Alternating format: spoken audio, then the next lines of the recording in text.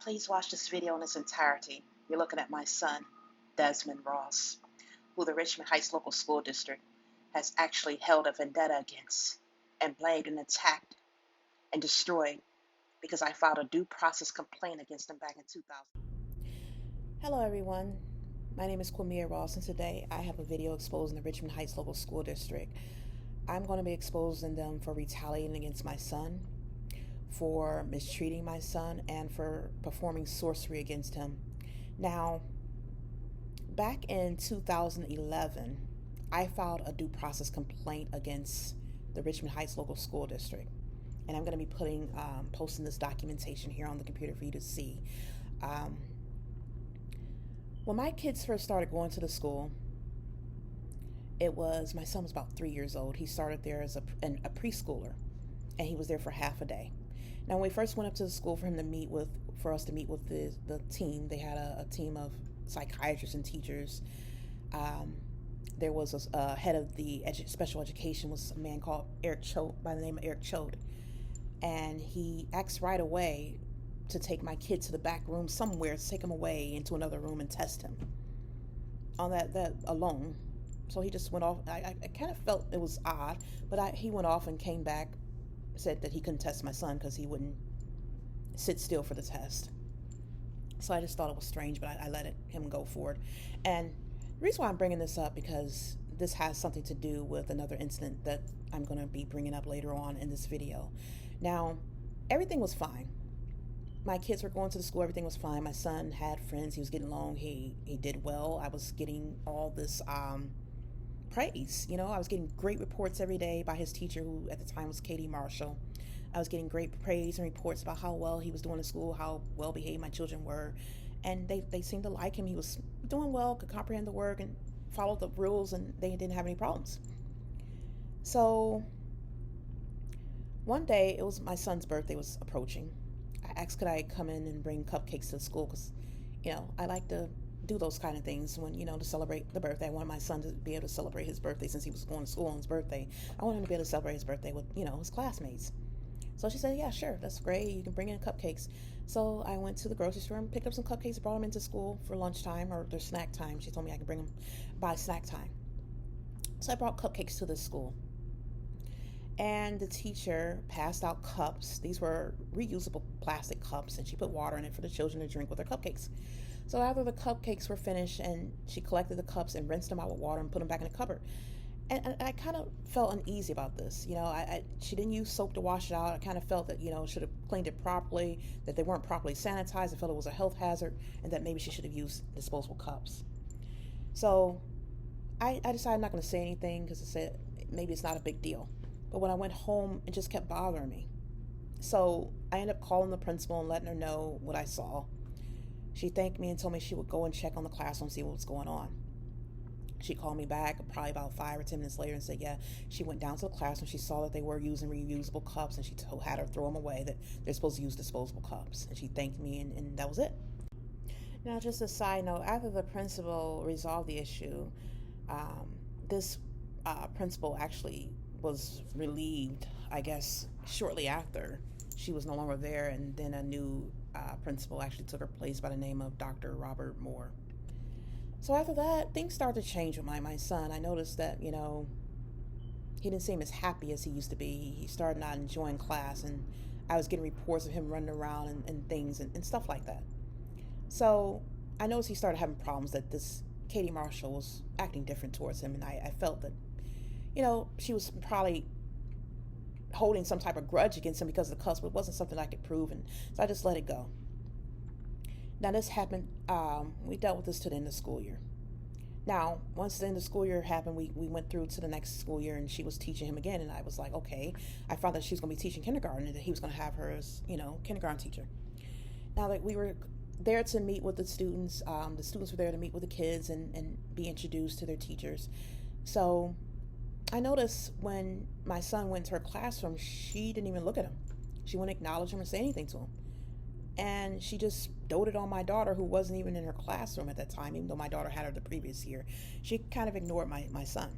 So I kind of thought, okay, what's that about? And I was just thinking to myself, I hope that, maybe she's not still holding this grudge from the year prior of me reporting, because my son hadn't done anything. I'm the one who spoke up about the cups, but I don't know. I felt that she was taking it out on him. And sometimes you do have teachers who do this. I don't know why people make it seem like teachers are some people who are exempt from negative behavior. These are people as well. These are people with emotions. These are people with pride issues. These are people who have their own insecurities, their own problems that they've dealt with, or things that probably happened to them in their past, in their childhood, and they're triggered by certain things, and they carry that baggage with them. A lot of people don't get help for certain things that happen to them, and then they go forth and teach our kids in the classroom, and they mistreat our kids because of this. And a lot of people feel like, oh, teachers are just do no wrong. You listen to teachers. I've heard instances where children say teachers are mistreating them in the classrooms and not being fair to them. And the teachers always, it's like the teachers always are the one who everyone sides with, especially the school. And it's like teachers are capable of mistreating children. I've had teachers who mistreated me. I don't understand why people feel that teachers can't do any wrong. These are human beings just like any other person. Just like you have people on a job who don't do their job properly. Teachers can be on a job and not do their job properly. So we're going to go forward and keep talking about what happened and led up to the due process complaint that I filed in 2011.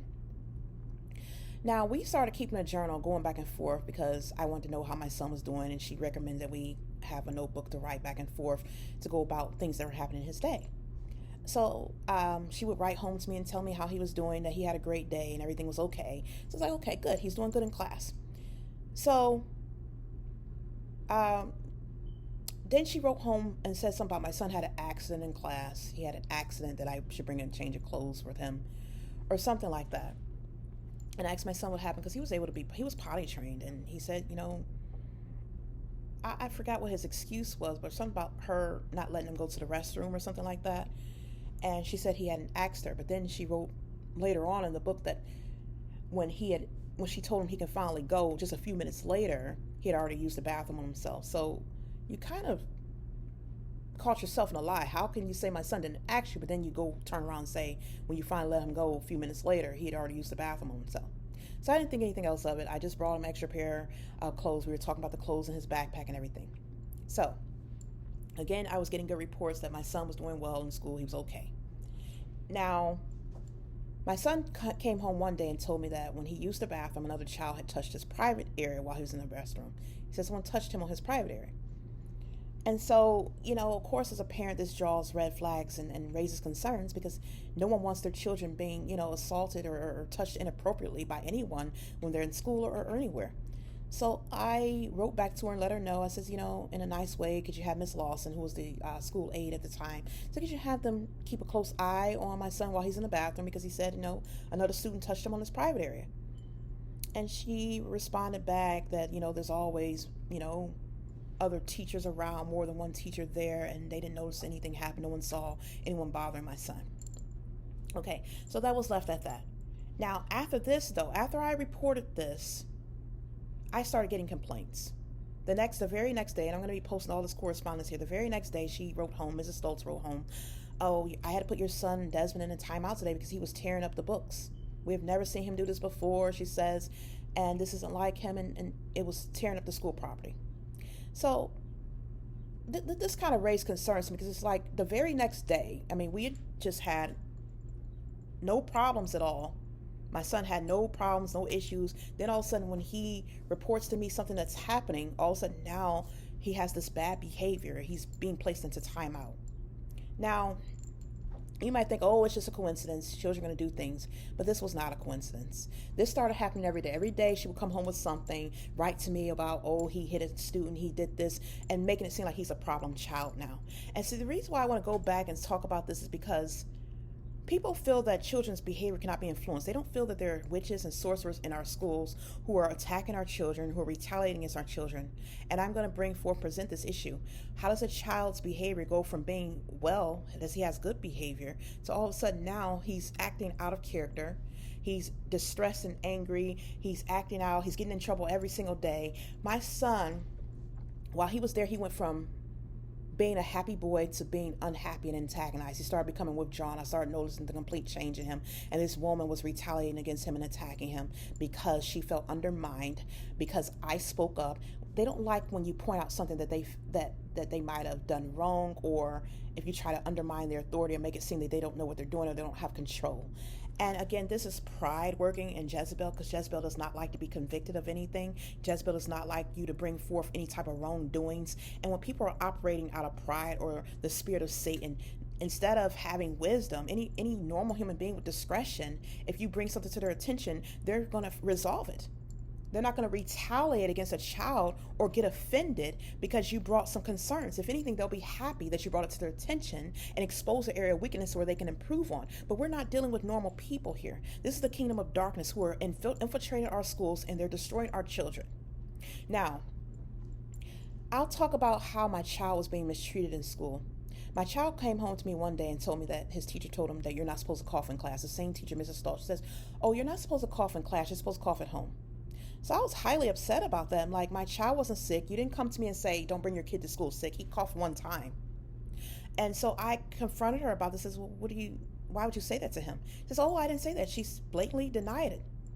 Now, I don't know about this, but I don't know too many 4 and 5-year-olds who could concoct some type of statement like that and just make that up unless they heard an adult say it. I don't know who could think of something that you're not supposed to, someone just come up with, oh, my teacher said you're not supposed to cough at home, you're not supposed to cough at school, you're supposed to cough at home. What child that age would think of saying something like that, would just make that up? And my daughter, I'm talking about her because she was about 2.5 years older than my son, but they were very close in age because she started school late because of her developmental delays. She was only 1 grade apart from him. So she was in the 1st grade while my son was in kindergarten. She would walk past his classroom every day to go to music. And she told me herself, she came home and told me, this is when my child was very vocal. She came home and told me that she saw her brother in the classroom crying. He was sitting there crying. And so I, again, naively raised that attention to her. And every time I brought this up, they retaliate. It's just like Children and Family Services. It's the same spirit. When you bring something up, they retaliate against the children. They don't resolve anything, they retaliate. So I noticed after that, my kids started kind of, their behavior, they had always had a strong bond because they're so close in age. And, they had older siblings, but they were the youngest. They were close in age to each other. And they had a strong bond. They were always there. My daughter was very protective over her brother. She always protected him as her younger brother. She always looked out for him. I started noticing after that she started changing her behavior towards him. She would pick on him and tease him. Their bond was not as strong. They would, they wouldn't play as much. They were getting into fights and bickering all the time. And I did not know what was going on. It took me years later when the Holy Spirit finally revealed to me that the bond between my children were destroyed by the Richmond Heights School District. But the teachers there did not like the fact that my kids were so close and my daughter was protective of her brother and had told me, was exposing things that were done. She told me that she'd seen him crying. They wanted to kind of deter them from speaking up and reporting instances that were going on. So they destroyed their bond.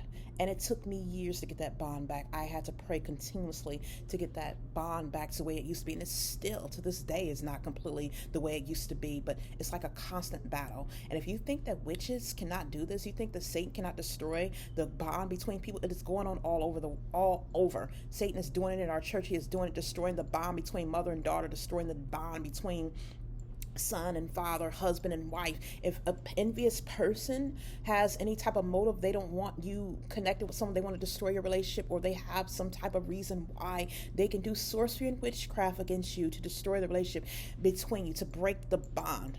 Jezebels do this. This is something that Jezebel does. They control and destroy. They'll make you hate the other. And this is something that the Holy Spirit has revealed to me, and it's been going on. It's going on all over. You can, if you find yourself all of a sudden where the relationship between you and another person was very strong, you were all close, and then all of a sudden for some reason that person doesn't like you anymore, you're not getting along, there's constant bickering and fighting.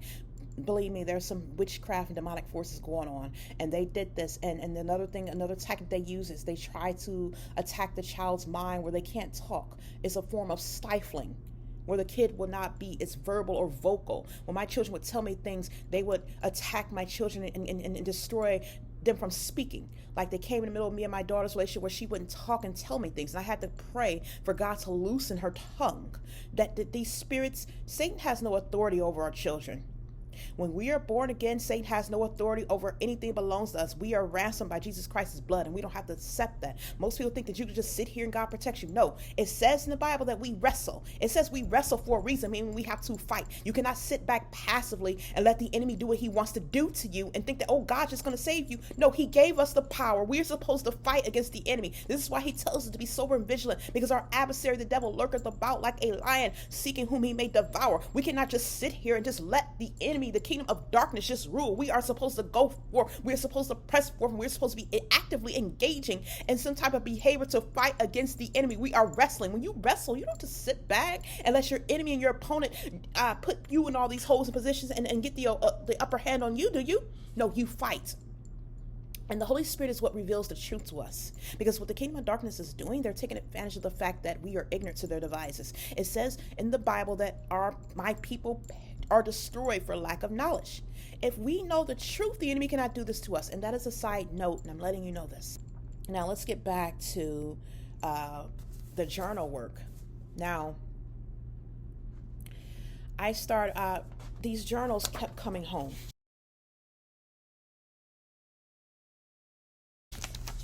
And my son was telling me about certain things and how, he was told not to play in the classroom, how he was told to sit down. And I asked to go and observe the classroom. I would see the Caucasian kids running around and acting, misbehaving, but you wouldn't see them going to timeout. I was waiting for them to be put in a timeout because my son, anytime he did anything wrong, they would put him in a timeout every single day. And I saw the blatant racism and discrimination against him. And I was in the classroom observing, and I saw how they kept telling one boy, oh, sit down. They told him repeatedly. And he wouldn't sit down. You didn't see him going to timeout. You didn't see any of that happen. But my son, every little thing he did, they put him in a timeout. She wrote here on, let me see, I'm looking here. Mrs. Stokes came back and told me on September 23rd that my son was placed in a timeout for hugging a child too tight around his neck. And she knew it was a friend of his. He wasn't trying to hurt the kid. She even said to herself he was hugging him. Instead of demonstrating the proper way to hug him, she placed him in a timeout. So I felt that she was retaliating against him and punishing him and isolating him for every little thing. And again, think about it. These are special needs children with cognitive delays. Now, if they're not being taught or demonstrated the proper way, why are you punishing them for every little thing? And like I said, this woman was retaliating against him because he spoke up and told me things that were happening and because of the issue that happened the prior year. And I felt that. So what I did was file a due process hearing and raised all my complaints because I had talked to the principal, Dr. Moore. I went back and forth with him, and he didn't do anything. He didn't seem to care. He always took the side of, his teachers. And this man himself went to prison for a year because of his corruption. So it shows you the type of people we're dealing with here. So I filed a due process hearing, and I'm going to post that here about everything that was going on. And during this due process hearing, we didn't even get a chance to complete it because I started getting attacked spiritually. Now, a lot of people are not, aware of what happens in the spiritual realm. And a lot of you Christians and believers do not want to believe it. But this is affecting you also. Whether you choose to believe it or not does not make it not true. Okay? Just because you decide to not believe in something does not make it go away. Okay? So these things are affecting our children every day. There are teachers and witches and sorcerers and warlocks, people who work for Satan's kingdom who are infiltrating our schools who want to destroy our children. Now, I filed a due process hearing against these people, against the school district, and I started getting attacked. This was the first time I started dealing with anything like this. I myself knew about the spiritual realm, but I never knew that people could do this kind of level of spiritual attacks. I didn't know the occult to that degree until I actually went up against the school district. I went to sleep at night. And I would feel like I was suffocating. I tried to wake up and something was suffocating me. I felt sometimes something squeezing around my neck trying to attack me and choke, kill me. Sometimes I feel like someone's trying to come and rip my chest, my heart out of my chest. And I was going up against this school. Now I'm going to talk, my mother told me something about this Eric Choke character. And he was the head of special education. She said that she was sitting in the room and he came to her one day. She knew it was him, but there was a black hood over his head. He came to her spiritually and asked where I was at. And my mother was there when Eric Choke came to her, so she could be the one to actually explain to you what happened. Mom, do you want to say what happened here? This is my mom. Yes, hi. This was on a weekday, and I just got home from work. I deal with children, and I came home. I went in my house. I went in my bedroom. Used to get to the computer, and this thing came right in to my room. And this was the first time that I saw, actually, in the flesh of spiritual realm. He came in my room with a black dark cloak over his head and saying, "Where is she? Where is she?" And I'm like, "She's not here. She's not here." And like he said something like, "Where is she? Where is she?" And I, looking strange, like it was my first encounter of the spiritual realm because of what we saw was raised up in since I was 16. But then all of a sudden he went out of the window of my bedroom. And I told my daughter when she came home, we've seen other encounters. This is the first time I've seen something like this since we moved into the city of Richmond Heights. And he was coming after me because I had filed that complaint against the school district and they were trying to intimidate me and take me out of here. But God is the one who preserved me and kept me alive and fought for my life. Because they were looking for me. They were doing everything they could to try to frighten me and scare me and back me away from this due process hearing. And I was ready to go forward with this complaint. But I was praying to God to save me and protect me, even though spiritually they were attacking me and coming up against me. But I was fighting on behalf of my son. Now, eventually we came to an agreement where we decided that we were going to drop the due process complaint and that they were going to mediate, and they had a resolution or something that they proposed to me, and we were going to go that route. So that's when I posted this letter. It says this letter is here to inform you that the Richmond Heights Local School District is convening a resolution meeting with you and relevant members of your son's IEP team. The meeting is scheduled for Friday, October 21st, 2001 at 11:30 a.m. So I'm going to post that letter here. And so we came to some type of supposed resolution. And again, the thing is, after that supposed resolution, I still felt that, they moved my child to another classroom and everything, but he started having problems with kids in school. And I didn't know at the time, but they were causing these problems. So I ended up taking my kid out of school. I started homeschooling my children. I homeschooled them for half the year. And when we first started homeschooling, I noticed my kids were doing really well. They woke up every day. I went to Lakeshore Learning websites and other websites, and Sunlight is a Christian curriculum. I dealt with them and I started teaching my kids at home. The Lord was showing me. I asked God, help me. He showed me how to teach my kids. And that's something He'll do for all of you if you ask Him. And my kids were learning. I saw that my kids were actually grasping the information. They were dealing with manipulatives. I bought hands-on things that they could play with. We had a computer. We had all types of things. My son learns that way. Not everyone learns by just sitting in a classroom restricted and bound. And I saw that my kids were learning better at home than they were in school. But after a while, something's just changed. And all of a sudden, my kids just would not get up. They weren't getting up and they were running around. They didn't want to learn. And all of a sudden, I didn't know what was going on. So I ended up taking them back to school. Now the teacher, Mrs. Stoltz or Mrs. Marshall, was gone. Now we had a new teacher in the classroom. He was in the classroom with a woman by the name of Mrs. Kimmy Hilly. And she was attacking my son in the classroom. My son would always complain about having headaches whenever he was in her class. He spent majority of her time in her class. Whenever he'd go out in other classrooms, he didn't have these headaches. And that's when I started putting two and two together. I started praying and getting discernment from the Holy Spirit. Now, I confronted her about certain things because she was, also trying to be biased towards my son. She wrote on an evaluation that my son would complain about minor aches and pains. How do you know the aches and pains are minor? How do you know what intensity the pain level is for my son if you're not feeling this pain? So it shows me that she was causing this pain. I went to her one time because I was so upset. I went to her and I was welled up with the Holy Spirit. Back then I was zealous and I really did not know how to deal with these people in a way that, I just went forward and I said, you know what? I confronted her. I says, you have a son of your own, and whatever you do to my son, God's going to punish you if you don't stop mistreating my son. He sees everything you're doing. I told her that. And she, kid you not, a fly appeared right up there in my face. And I talk about this before, where witches somehow they like to bring forth, conjure up flies. And I've talked about a lady in an apartment who used to bring up, conjure up flies and have flies follow me around and antagonize me. She had a fly sitting there. And after that, she was so distraught about what I said. Even though I told her the truth, she went into the principal and confronted her about it. Now, during this time, we had a different principal, because I used to go back and forth with a man named Dr. Moore. Like I said, he did nothing about anything, but he was moved up to superintendent, and this was a new principal who took in his place. And these were all witches and sorcerers. And so she contacted me and talked to me about it and said that, this woman told her what I said, and she was very upset about what I said. Said I threatened her kid. I didn't threaten her child. I told her about God. And I said, you know what? My kid is in this classroom, and I know what's going on. God revealed it to me. So I says, I just told her what I told her about God. And she knew she was convicted. That's why she was upset and afraid. And she pretty much was attacking my kids. God's not going to let you touch his anointing and do harm to his prophets and think that's going to happen about it.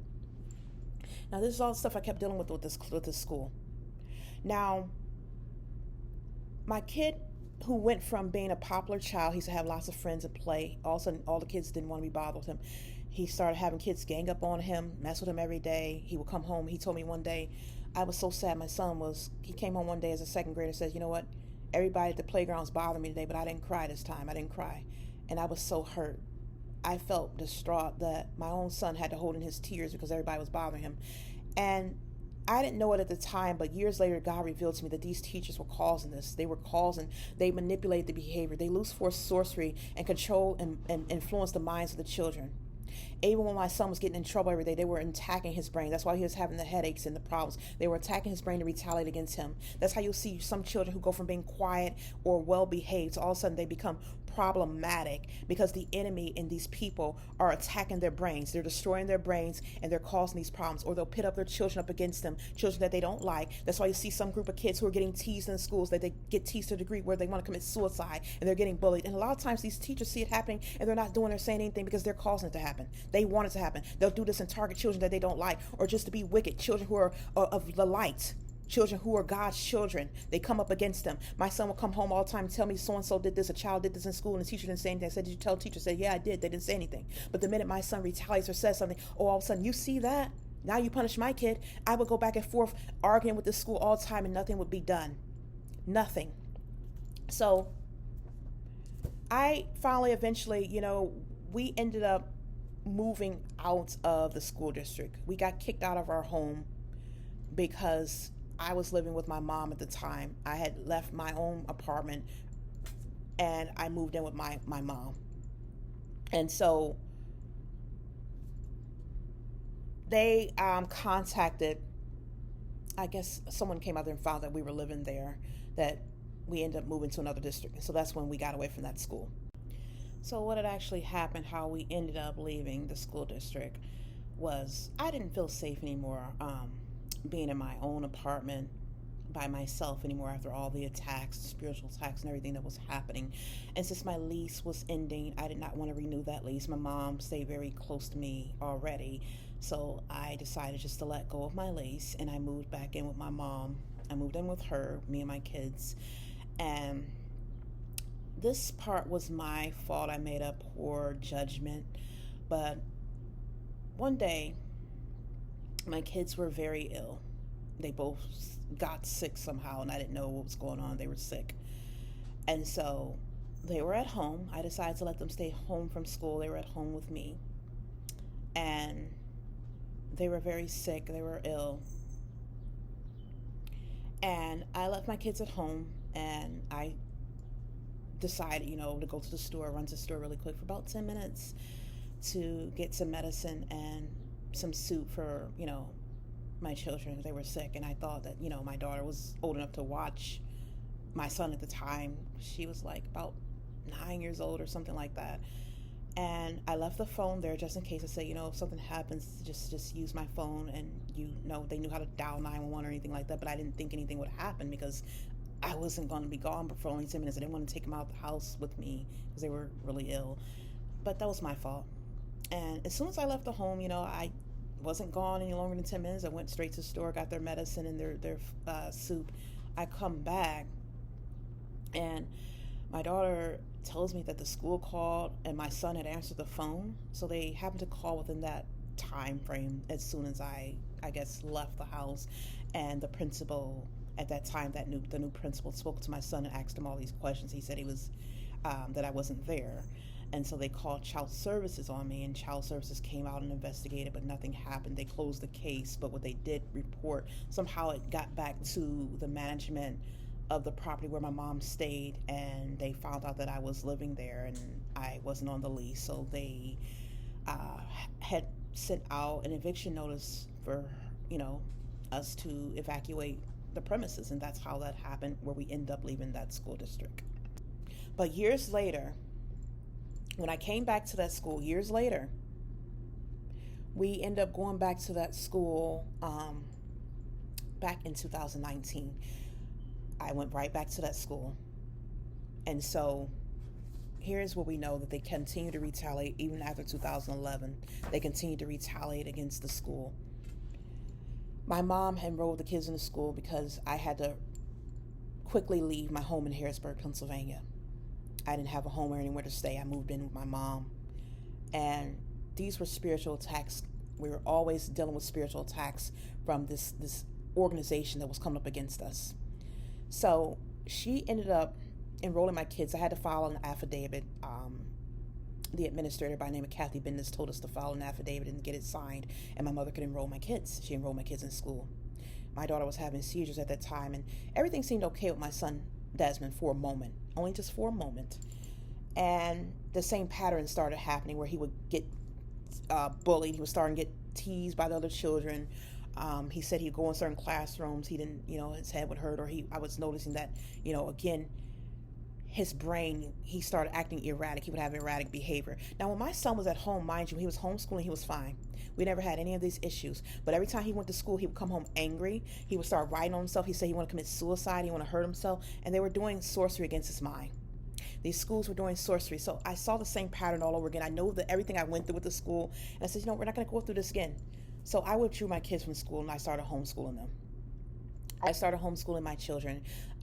We filled out my forms. My mother filled out the forms to disenroll them. We signed the forms and gave the school, the administration, the filled out paperwork, and told them we're going to homeschool. We thought everything was fine. We didn't hear anything else of it. The superintendent did not send me any formal letters or anything saying that they did not accept that I was going to homeschool my children. Nothing was sent forth.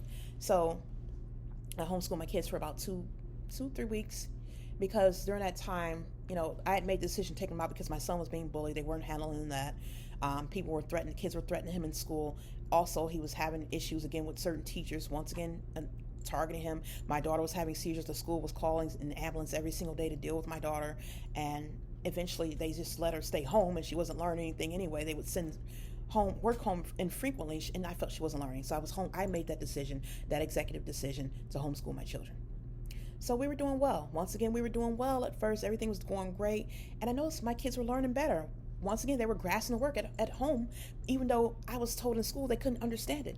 And this is how you know that the teachers were doing something to distract him, to cause his lack of focus and concentration, because the Lord told me that they were destroying his frontal lobe. The frontal lobe helps your concentration, your analytical skills, your behavior, your thought process. You act in erratic behavior when your frontal lobe is destroyed. My son was having headaches every single day. He was coming home angry and emotional and distressed because they were attacking him. And they would cause other children to tease him and harass him. You might want to keep your eyes closed. This is going on all over this country, all over in schools, where children are being harassed and bullied, and the teachers aren't doing anything about it because they're part of the problem. They're causing it to happen, and kids are losing their lives, committing suicide, and no one's doing anything. Now, my kids were doing well. I was teaching my kids. They were actually learning at home, learning more than they were ever learning in that classroom. They're not learning anything in these schools. They weren't learning anything in that public school. And the curriculum they bring home, it was nothing. I was teaching my kids everything. They were learning about regions, and they were learning everything, longitude and latitude. They were learning everything they were not learning in these schools. I was teaching them hands-on and through the power and the Holy Spirit of God. So the devil did not like that. The school district did not like that. So all of a sudden, I started having issues. I was teaching my kids on my computer and the laptop.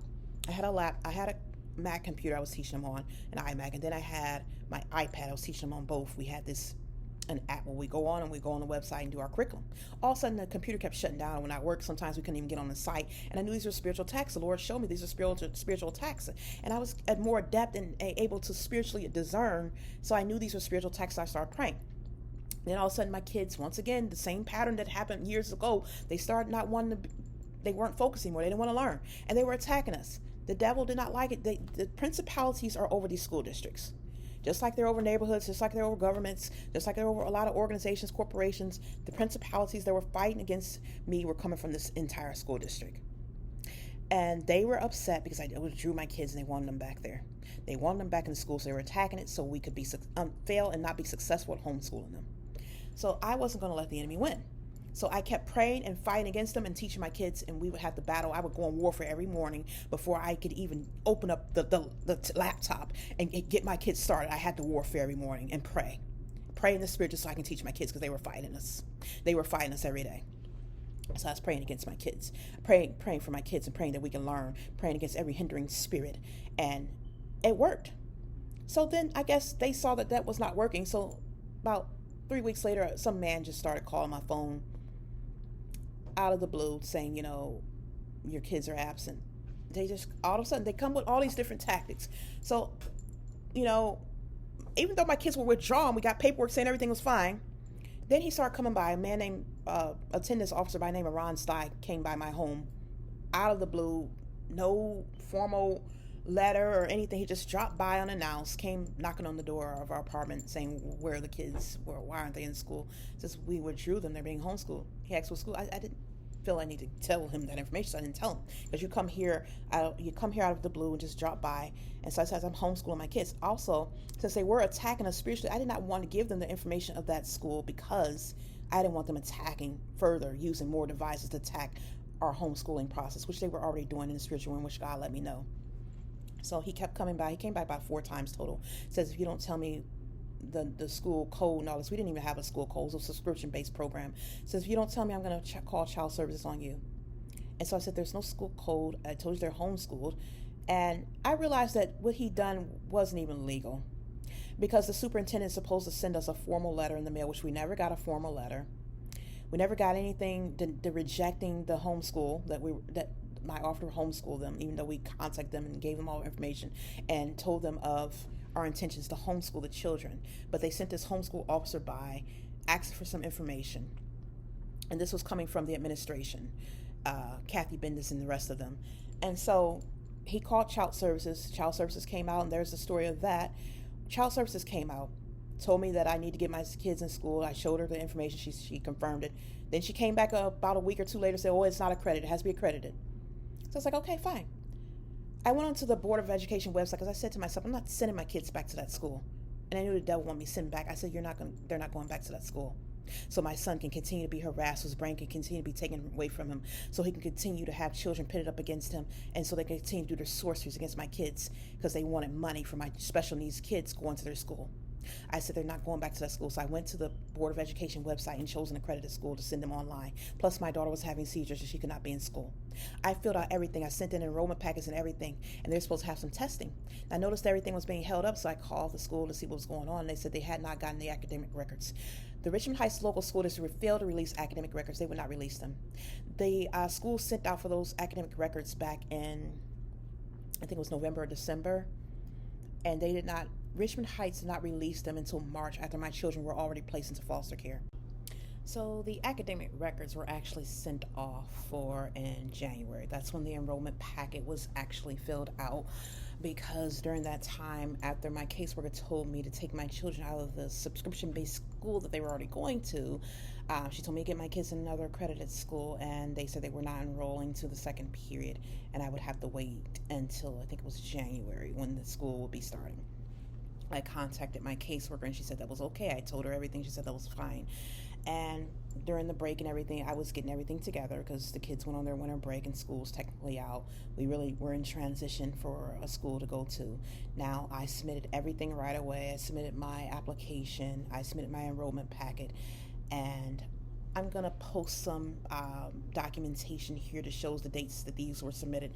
Now, on their website, for some reason, it changed the enrollment date where I submitted my enrollment back to March 11th, but it was actually in January, so I did contact Linda Greathouse, who I was speaking to get actual proof of when the enrollment was submitted, which was in January. She did send that to me, so I'm going to be posting that here. Now, Richmond Heights, everything was sent in except for the only thing that was held up was the proof of residency. They were trying to figure out how I would get proof somehow, since my mom, I was technically not on her lease, but I could still be enrolled. Everything was fine. The only thing they were waiting for that held up the enrollment process was the academic records, which the school had not released until March 4th. We had actually gone to court where a gentleman who represented the QDA school, Quaker Digital Academy, where I was trying to enroll my kids, actually testified during that first hearing, the original hearing, that was the holdup. If the academic records was what they were waiting on, that prevented the children from being enrolled in them from starting school. So Richmond Heights local school district, you can see here, I'm going to be posting here, they did not submit anything until March 4th. My children were taken out of the house on February 14th. I continued to tell the caseworker, Toretta Stores, that the school was the problem. They were holding on to the academic records, and she continued to press me to do something about getting my kids in school. She kept telling me, "Oh, start over somewhere else." The process would have been delayed, as I tried to explain to her, and everyone was just coming up against me. And I believe, I have right to believe, that Richmond Heights intentionally withheld those academic records and did not release them because of the vendetta that they have been holding up against me and my son since 2011, because of the original complaints that started and everything we've gone back and forth through with that school. They were the reason that my children were taken out of this home. They willingly held on to those academic records. They willingly fought against us. They attacked my kid and held a grudge against him all the way from 2011. And they had teachers in the classroom attacking him, stealing his brain. They continued to harass us, having children come up against him. They fought against my son, and God is ready for judgment. This is happening all over the country. Not only that, the head of special education, Eric Choate, like I said, I have means to believe allegations against him that were filed back when I first sent my kids to school. Like I said, he had took my kid back there to test him. I don't know why he asked for him to go somewhere alone without the parent around. But I was told when I was on the park, I don't know if this is true or not, but I was told while I was on the playground by another parent that her child had saw this Mr. Choate man, who was the head of special education, had a mask on top of his head to disguise himself, and did something to him sexually. He said he could tell who it was because he saw his body. I went and confronted Dr. Robert Moore, the principal, because I felt very alarmed about this, because this man was around my child, and I asked him if this happened. He claimed that the woman was crazy. Like I said, God knows the truth about everything, and this wouldn't be the first time that someone has been sexually abused in a school, and it's been covered up. A lot of things have been brought to light lately, and you'll hear about years later where children have been abused. These are special needs children. They don't have anyone to advocate for them. Now I'm bringing it forth because Richmond Heights Local School District, they retaliated against me from the very beginning, retaliated against my son, and willingly held on to academic records and caused my children to be taken out of the home.